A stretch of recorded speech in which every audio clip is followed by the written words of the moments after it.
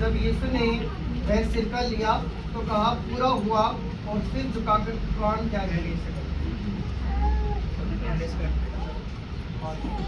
इसके बाद यीशु ने जान लिया कि सब कुछ पूरा हो चुका है। फिर इसलिए कि शास्त्र सत्य सिद्ध हो उसने कहा, मैं प्यासा हूँ। हालेलुया। आज सारे लोग थोड़ा सा मुंह उदास है, क्या हो गया?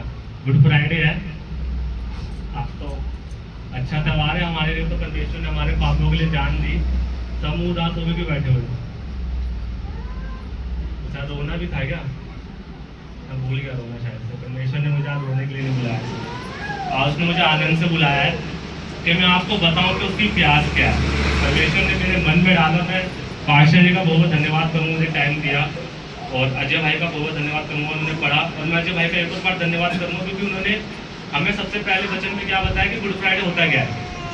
अगर हमें बाइक चलानी नहीं आएगी तो हमें कार पकड़ा दी जाएगी तो एक्सीडेंट हो जाएगा ना। अजय भाई ने हमें बताया गुड फ्राइडे क्या है, उसको गुड फ्राइडे का मतलब क्या होता है, हमारे लिए गुड फ्राइडे क्या महत्व रखता है। अगर हमें पता ही नहीं होगा गुड फ्राइडे हमारे लिए क्या होता है, और हम वचन पढ़ ले, यहाँ पे बानियाँ पढ़ दे, सबको समझा भी दे, तो फिर फायदा क्या होगा? फिर तो एक्सीडेंट हो जाएगा ना, आत्मा इधर उधर हो जाएगी, तो लोग कहेंगे क्या बता रहे हैं, तो समझ ही नहीं आ रहा। तो आज यही वचन है कि परमेश्वर को जो प्यास है ना, वो कह रहा है कि आज मैं प्यासा हूँ। तो उसको किस चीज़ की प्यास है मैं आज आपको बता दूँ। सबसे पहले तो मेरा आप सबसे सवाल है, क्योंकि मैं जब भी प्रीच करता हूँ ना, तो मैं सबसे ना सबको लेके प्रीच करता हूँ, तो मेरे को एक सवाल का जवाब दो कि परमेश्वर को प्यास लगती है? आपकी प्यास लगती है, जो मैंने हो रहा है, और कोई परमेश्वर शरीर में होके आया था इसलिए उसे प्यास लगी। अच्छा, दीपू भाई कह रहे शरीर में होके आया था इसलिए प्यास लगी। और चलो कोई नहीं, लगता है आज ज़्यादा लोग इंटरेस्ट नहीं ले रहे हैं आज के गुड फ्राइडे में, उनके लिए गुड फ्राइडे अच्छा नहीं था उससे। परमेश्वर लगता है कुछ 3-4 लोगों के पापों के लिए जान दी है, क्या औरों के लिए जान नहीं दी? सभी के लिए थी ना। तो जोर से बोलो ना फिर कि परमेश्वर को क्या प्यास लगती है? परमेश्वर को अपने लोगों की प्यास लगती है। और आप जवाब नहीं दोगे तो परमेश्वर के पास फिर आपका जीवन की पुस्तक में नाम कैसे जाएगा? जब आप परमेश्वर का इनकार करोगे तो परमेश्वर भी तो आपका इनकार करेगा ना। फिर जब आज मैं क्वेश्चन पूछ रहा हूँ कि परमेश्वर को किस चीज़ की प्यास लगती है, तो आप बता रहे हैं, कोई 3-4 लोग बता रहे हैं, 3-4 लोग थोड़ी बताएंगे, 3-4 लोगों को आशीष मिल जाएगी। फिर चलो कोई नहीं, हम आगे बढ़ते हैं, टाइम थोड़ा कम है, क्योंकि मैं बताता हूँ कि जो परमेश्वर को जो प्यास लगती है ना, जैसे दीपू भाई ने बताया कि उसको शारीरिक रूप से आएगा तो शारीरिक प्यास लगती है, अजय भाई ने बताया आत्मिक प्यास लगती है। दोनों का जवाब सही है, लेकिन बता जाता कि परमेश्वर की जो प्यास है ना, यहाँ पे परमेश्वर की चीज़ की प्यास है, वो उसकी एक मांग है। परमेश्वर यहाँ पे बोल रहा है कि मेरी मांग है कि मैं प्यासा हूँ। जब आप परमेश्वर दृष्टांत पढ़ेंगे, यूहन्ना 4 में लिखा है पूरा, उसका दृष्टांत में भी लिखा है, जब मैं सामरिया जा रहा था तो कुएं के पास बैठ कर सामरी हो रहे, जब तो यहूदी होते सामरियों से क्यों पानी मांगता, तो इतनी ऊंची जात का यहूदी को, मैं कहा सामरी। लेकिन परमेश्वर ने उसको क्या जवाब दिया? परमेश्वर ने उसको जवाब दिया, यीशु ने उसको उत्तर दिया, यदि तू परमेश्वर के वरदान को जानती और ये भी जानती कि वह कौन है जो तुझसे कहता है मुझे पानी पिला, और तो तुझसे मांगती तो वह तुझे क्या देता? जीवन का जल। तो यहाँ पे परमेश्वर हमसे क्या कह रहा है कि अगर परमेश्वर इस समय हमसे पानी मांग रहा है कि मैं प्यासा, तो क्या कह रहा है? मतलब उसको प्यास थोड़ी लग रही है। परमेश्वर को भी प्यास लगती है, उसके पास तो जीवन का जल है। जैसे दीपू भाई ने बताया कि क्या बोलते हैं, उनको शारीरिक रूप से आए थे तो उनको प्यास लगी। हो सकता है हम नहीं, तो उस समय हमें पता नहीं है, कुछ भी हो सकता है। पर लेकिन जो परमेश्वर हमें बताना चाह रहा है कि मेरे पास तो जीवन का जल है, उसके पास अनंत जीवन की रोटी भी है, जिसको कोई जो खाए उसको ना कभी प्यास लगे, ना कभी भूख लगे। तो परमेश्वर जो कह रहा है मैं प्यासा हूँ, तो थोड़ा तालमेल बैठ नहीं रहा ना, कि एक जगह तो परमेश्वर कह रहा है मेरे पास अनंत जल है, फिर एक जगह कह रहा है मैं प्यासा हूँ। तो क्या प्यास है? मैं आपसे पूछना चाहता हूँ कि आप थोड़ा अपना दिमाग लगाओ। 10 मिनट है, अभी 2 मिनट हुए हैं, थोड़ा दिमाग लगा के बताओ कि परमेश्वर यहाँ पे क्या चाह रहा है। मैंने आपको 2 पहलू दे दिए, एक तो दे दिया जहाँ पे परमेश्वर कह रहा है मेरे पास जीवन का जल है, और एक परमेश्वर जहाँ पे कह रहा है कि मैं प्यासा हूँ। तो क्या हो सकता है? परमेश्वर किस चीज़ की प्यास लगती है? वचन में इसका उत्तर है जो मैंने भी बताया। बताइए। जो पिता ने उनके आगे लिखी वो उनकी पूरी हो चुकी है, वो पिता की प्यास की उन्हें जाना था। पिता की प्यास की ओर एक ही का उदाहरण है क्या? बोला सब कुछ पूरा हो चुका जो उन्होंने आगे लिखा है। यहाँ पे मैं प्यासा हूँ। परमेश्वर को प्यास लग रही है, क्या प्यास लग रही है कि परमेश्वर ने उनसे बोला कि मुझे पानी दे, देखो मैं प्यासा हूँ। तो उसने क्या करा, उसने स्पंज लिया, उसमें सिरका लगाया, उसमें नींबू डाल दिया, तो क्या उससे प्यास बुझी उनकी? बल्कि उस समय अगर वो पश्चाताप करते। अच्छा जब भाई कुछ बोल रहे हैं, इसलिए परमेश्वर की जो परमेश्वर की जो इच्छा थी, पिता की जो इच्छा थी वो पूरी होगी, लेकिन उनकी प्यास अभी भी बुझी नहीं है। उनकी प्यास ये है कि जिन पापों के कारण जिन लोग चढ़ रहा हूँ और अपने आप को कुर्बान कर रहा हूँ, तो वो पाप इनके जीवन में दोबारा ना आए, उसकी प्यास थी कि ये पवित्र हो जाए। हालेलुया। एक तो लोगों को विश्वास है कि अजय भाई ने बहुत अच्छा उत्तर दिया, मेरे को तो विश्वास है, और आज अजय भाई का शायद तो उद्धार भी हो जाएगा इसी बात पे। मीना आंटी का भी उद्धार हो जाएगा, राजकुमारी बहन का भी उद्धार हो जाएगा, सबका उद्धार होगा। जिसने उत्तर दिया है ना, सबका उद्धार होने वाला है, आपको पता है। क्योंकि परमेश्वर ने कहा अगर तुम मेरा इनकार करोगे ना, तो मैं पिता के सामने तुम्हारा इनकार करूंगा। क्योंकि वो विलम्ब से अगर प्रार्थना, अगर वो हमारे लिए प्रार्थना करता है, हमसे प्रेम करता है, तो हमें ताड़ना भी देता है। अगर हम इसका इसी पे इसका देखें कि परमेश्वर से क्या कह रहा है कि अगर उस समय परमेश्वर ने बोला मैं प्यासा हूँ और लोगों ने उसको पानी दिया, अगर उस समय लोग पश्चाताप करते और कहते हाँ परमेश्वर हमने जान लिया कि तू परमेश्वर का पुत्र है, और पश्चाताप करके बोलते कि परमेश्वर हमने गलती करी, अब तू हमें जीवन का जल दे, तो क्या परमेश्वर ने क्रूस पर टंगे टंगे क्या उनको देता नहीं जीवन का जल? फिर उन्हें कभी प्यास लगती? उसका कहने का मतलब ये था कि अगर जो तुझसे क्या तुझे कभी प्यास लगती? परमेश्वर की मांग ही यही है कि हम परमेश्वर से ना मांगते नहीं है। सबसे पहले हम परमेश्वर से मांगते कि मांगो तो मिलेगा, ढूंढो तो पाओ, खटखटाओ तो खोला जाएगा। लेकिन इसके लिए भी दृष्टांत है अलग से। आप जो सच्ची दाखलता के बारे में पढ़ेंगे तो यूहन्ना में इसके लिए भी दृष्टांत दे रहा था कि तुमको पहले मेरे अंदर बना रहना पड़ेगा। एक जड़ के अंदर जब तक टहनियाँ नहीं बनेगी ना, तब तो वो टहनियाँ कुछ नहीं कर सकती। टहनी टूट जाएगी तो हिसाब खराब, सारा किस्सा खत्म।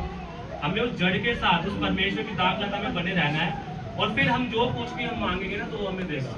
अगर वो समय लोग अगर परमेश्वर से बोलते हैं परमेश्वर तू तो प्यासा है, हम तेरी प्यास समझ सकते हैं, लेकिन हम भी तो प्यासे हैं।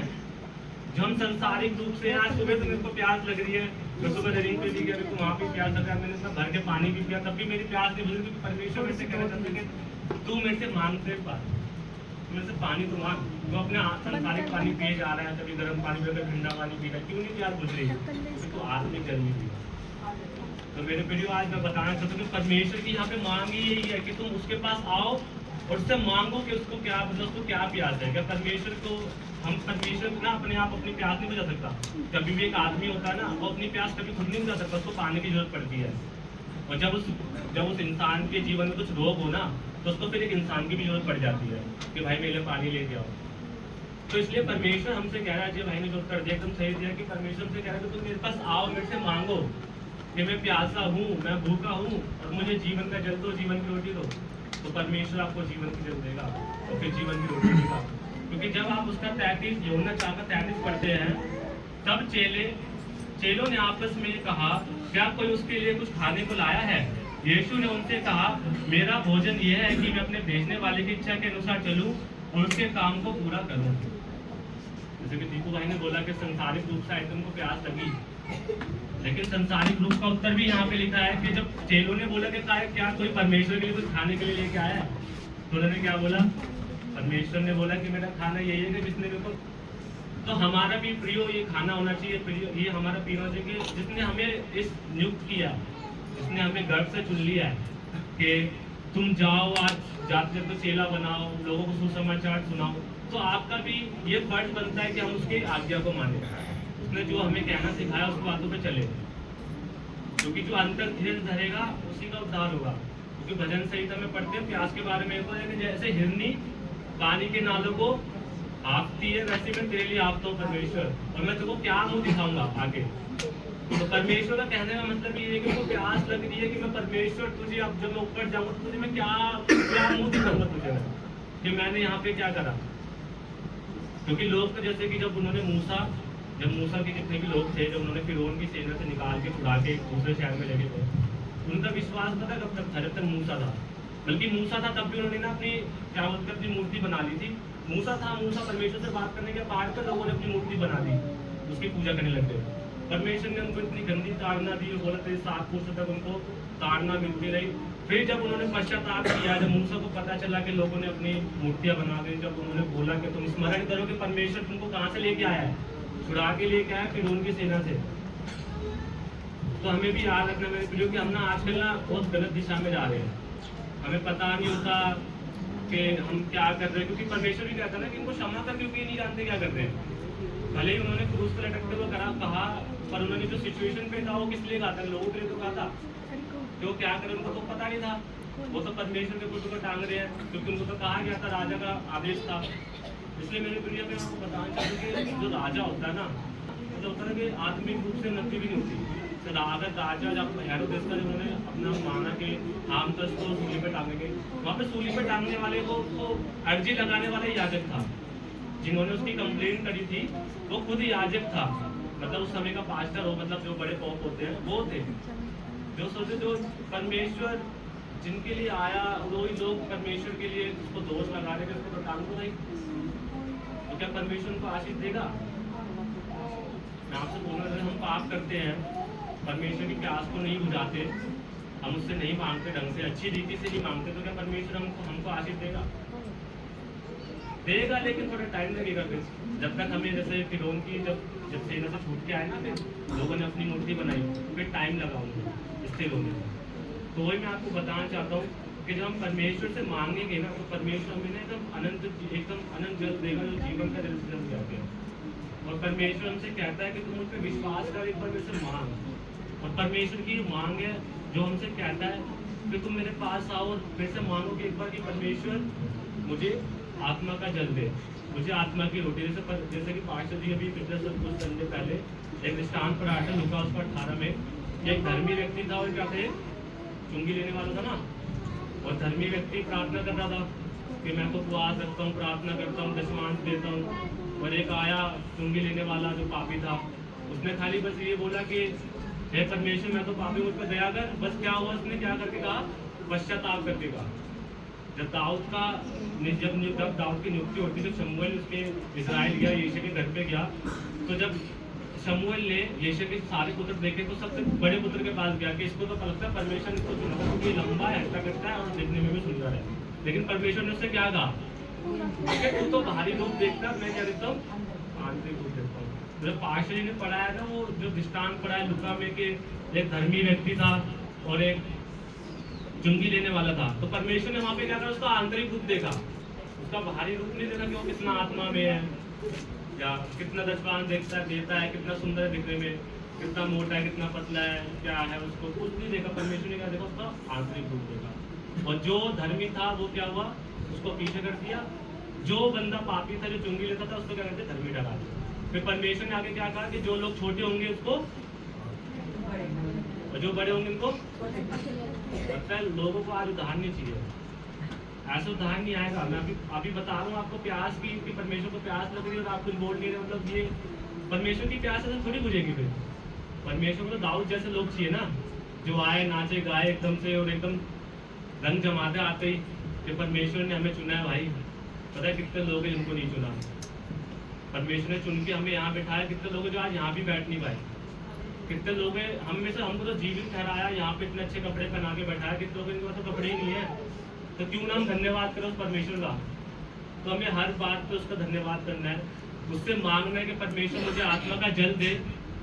और उसकी जो मांग है कि उसके पास आओ, पश्चाताप के साथ आओ, उसके चरणों में आओ, पश्चाताप करो कि हाँ परमेश्वर में पापी हूँ, कोई ज्ञानी नहीं है इस संसार में। जो कहना मैं ज्ञान का देवता हूँ या मेरे को इतना ज्ञान है, तुम हमको तुझ जाने, कुछ नहीं करना। उसको बाइबल से उत्तर देना। बाइबल में एक जगह लिखा है कि जो अपने जो ज्ञानी समझता है ना, उसके लिए वचन लिखा है कि वो ये नहीं जानता कि आकाश मंडल कैसे चलता है, उसको ये नहीं पता सूरज कहाँ से निकलता है, कहाँ डूबता है, तो उसके लिए वचन है।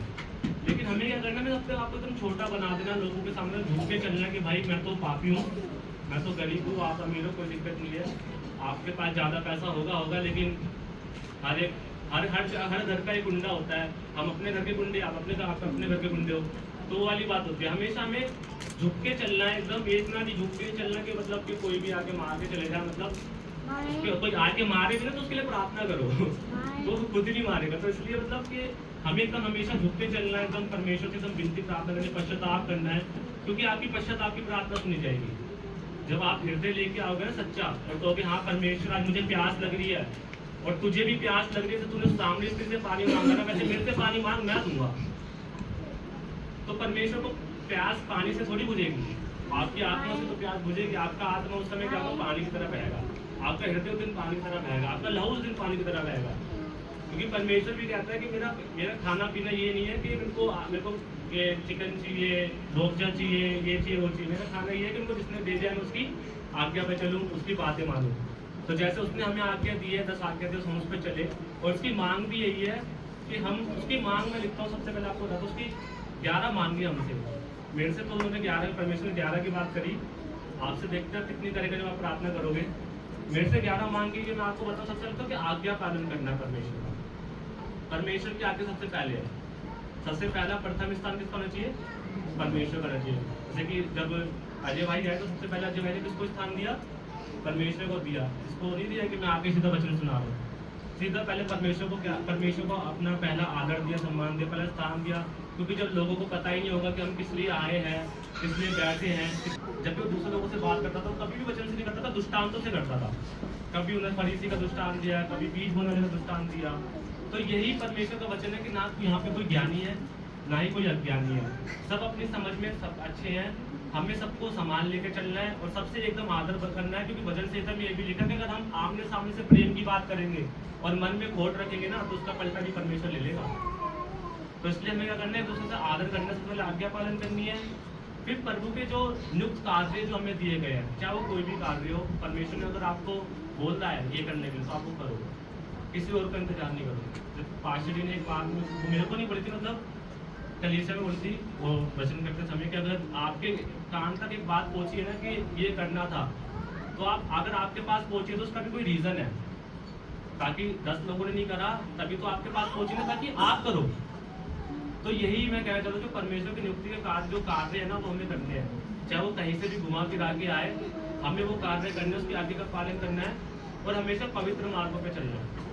हमें कभी भी शैतान के मार्गों पे चलना, हमेशा पवित्र मार्गों पे चलना है। कि परमेश्वर कहते हैं ना, चौड़ा मार्ग और एक सकरा मार्ग होता है, तो हमेशा हमेशा सकरे मार्ग पे चलना है। क्योंकि सकरे मार्ग पे जीवन है, चौड़े मार्ग पे जीवन नहीं है। और हमें पश्चाताप हमेशा करना है, पश्चाताप करना है, हृदय परिवर्तन करना है और अपना मन फिराना है और पाप से दूर रहना है। और पाप की हमेशा, जब भी कुछ भी पाप हो जाए, परमेश्वर को पता है छोटा पाप हो, बड़ा पाप हो, पाप होता है। परमेश्वर से हमेशा पश्चाताप करना है और प्रभु के वचन को हमेशा फैलाना, लोगों तक बताना है, जहाँ तक होता है लोगों को बताना है। और जो आत्मा के लोगों का है, प्रेम, आनंद, शांति, धीरज, कृपा, वाला, नम्रता, संयम और विश्वास, इन सबको अपने जीवन में अमल करना है, इन पर चलना है। अगर परमेश्वर ने लिखा है चलना है तो चलना है। ये नहीं है कि यहाँ पे लिखा और हम अपने कार्य करते हैं, फिर परमेश्वर दंड देगा, मैं कुछ नहीं कहूँगा। क्योंकि आप जितना मर्जी प्रार्थना कर लो, उसके पास प्रार्थना वही पहुँचेगी जो पश्चाताप से होगी। और विश्वास सबसे पहले वो कहता है कि विश्वास में बने रहो। और अंत में मेरे को बोलता है वो कि उसकी दाखलता बनी रहो, क्योंकि ना पेड़ काम का नहीं है, मतलब परमेश्वर कहता है उसकी दाखलता बने रहो और परमेश्वर बने रहो। परमेश्वर की जो भी प्यास है, जो आपसे वो मांग रहा है कि मैं तो प्यास लग रही है, मुझे पानी दे, ब्रज भाई कहेंगे नहीं भाई तू तो परमेश्वर में करके देंगे कि यार ये तो छोटा वैसे एज में वैसे पानी मांग रहा है, मैं उसको जाऊँ गिलास उठाऊँ। लेकिन अगर परमेश्वर से वो बोलेंगे तो परमेश्वर उनसे बोलेगा कि देखो तो मुझे पानी दे, तो अपने आप उठ के जाएंगे, पानी भी ले जाएंगे, तो पता भी नहीं चलेगा।